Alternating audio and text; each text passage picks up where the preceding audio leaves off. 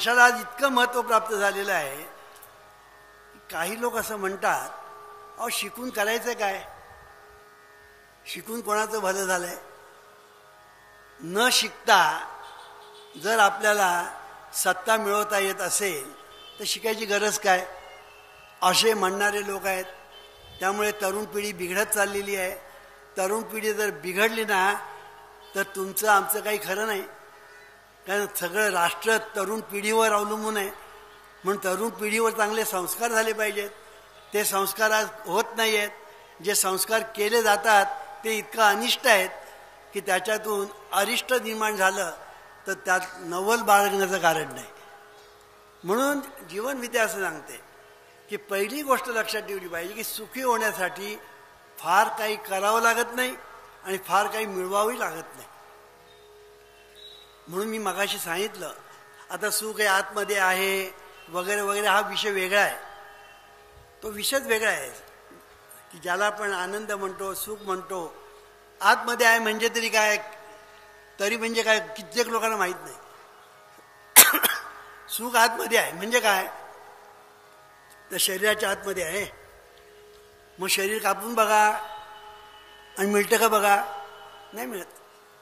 ते आतमध्ये आहे म्हणजे याचा अर्थ असा की आपल्या ठिकाणी जी जाणीव नांदते त्या जाणीवेमध्ये तो आनंद आहे, त्या जाणीवेमध्ये सुख आहे. देव हृदयात आहे असं आपण म्हणतो.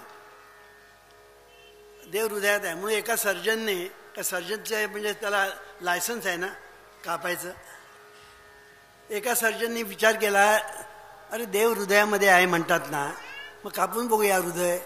त्याला रक्त मिळालं, हाडं मिळाली, काही मिळालं नाही दुसरं. तर शरीरात देव आहे असा जो लोकांचा समज आहे हाच मुळात चुकीचा आहे. आणि शरीर जे आहे त्याच्यामध्ये देव आहे हाही समज चुकीचा आहे. मग शरीर हे देवात आहे आणि म्हणून देव शरीरात आहे. तुम्ही म्हणा ही काय भानगड, तुम्ही म्हणा ही काय भानगड, सांगतो. तुम्ही आता नदीवर गेलात किंवा विहिरीवर तुम्ही गेलात आणि विहिरीमध्ये घागर बुडवली. आता विहिरीमध्ये घागर बुडवल्यानंतर विहिरीत घागर म्हणजे विहिरीचं पाणी म्हणजे घागर पाण्यामध्ये आणि ते पाणी घागरीमध्ये. तसं आपलं शरीर जे आहे हे देवात आहे आणि म्हणून देव आपल्यात आहे, हे पहिलं लक्षात ठेवलं पाहिजे. आपण म्हणतो देव आतमध्ये आहे, देव आतमध्ये आहे, देव आतमध्ये आहे. तो आतमध्ये आहे तसा तो बाहेर पण आहे. आता या ठिकाणी सुद्धा तुम्ही सर्व मंडळी बसलेली आहात, त्याच्या पलीकडे हजारो मंडळी बसलेली आहेत, ते मला इथून दिसते आहे. ह्या सगळ्यामध्ये पण देवच आहे आणि ही सगळी मंडळी देवातच बसलेली आहे. मी दुसरं उदाहरण देतो. तुम्ही सगळी मंडळी हवेत बसलेली आहात आणि हवा तुमच्या आतमध्ये आहे. तुम्ही सगळी मंडळी हवेत बसलेली आहात आणि हवा तुमच्या आतमध्ये आहे. तसं आपण देवात आहोत आणि म्हणून देव आपल्यात आहे, हे पहिलं लक्षात ठेवा. आपल्यात आहे म्हणजे आपल्या ठिकाणी जी जाणीव आहे, जी सच्चिदानंद स्वरूप आहे, सत चित आणि आनंद हे जाणीवेचं रूप आणि स्वरूप आहे. त्या जाणीवेमध्ये तो आनंद आहे, त्या जाणीवेमध्ये शक्ती आहे, त्या जाणीवेमध्ये सत आहे, चित आहे, आनंद आहे. हा विषयच वेगळा आहे. सध्या मी टी व्हीवर तो विषय घेतलेला आहे. हा विषय वेगळा आहे, अत्यंत इंटरेस्टिंग आहे. इतका इंटरेस्टिंग, मी नेहमी सांगत असतो की परमार्थ मोस्ट इंटरेस्टिंग सब्जेक्ट. पण परमार्थाचा आज बट्ट्या बोर करून टाकलेल्या लोकांनी त्याचं कारणही अज्ञानच, त्याचं कारणही अज्ञान. म्हणून हा जो परमार्थ आहे त्याचं जे मूळ आहे ते सच्चिदानंद स्वरूप आहे आणि त्याचं फळ तेही सच्चिदानंद स्वरूप आहे. पण ते मी आता सांगत नाही, सहज विषय आला म्हणून सांगतो. मला सांगायचा मुद्दा असा की सुखी होणं फार सोपं आहे, फार सोपं आहे. काय करायचं, फक्त आपले विचार बदलायचे, फक्त विचार बदलायचे. विचार बदलले ना की सगळं ट्रान्सफर सीन होतं.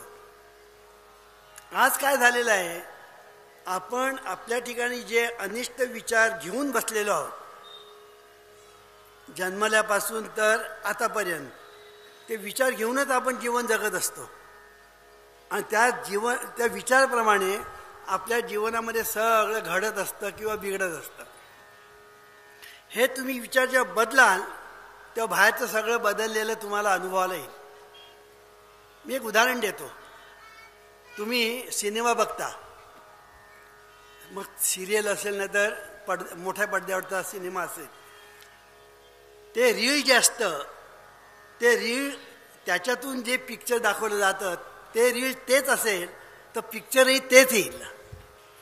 पण ते जर रीळ तुम्ही बदललं तर पिक्चर बदललेलं असेल.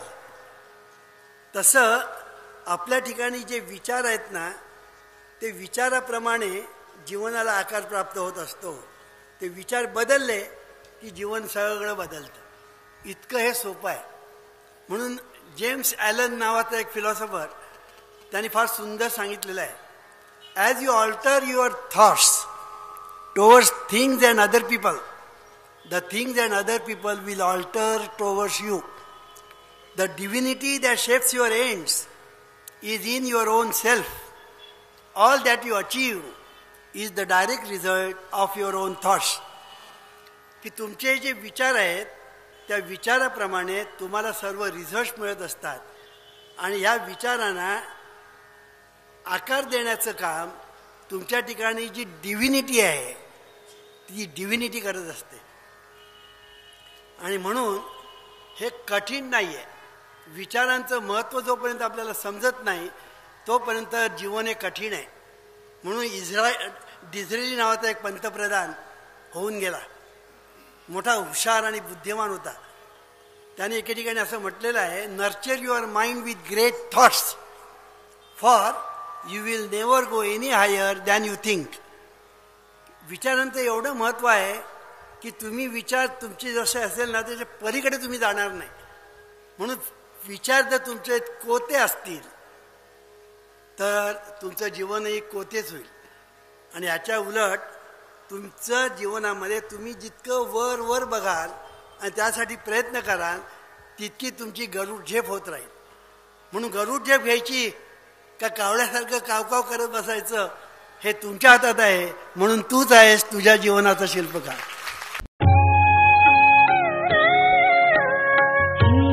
ईश्वरा सर्वांना चांगली बुद्धी दे, आरोग्य दे, सर्वांना सुखात आनंदात ऐश्वर्यात ठेव.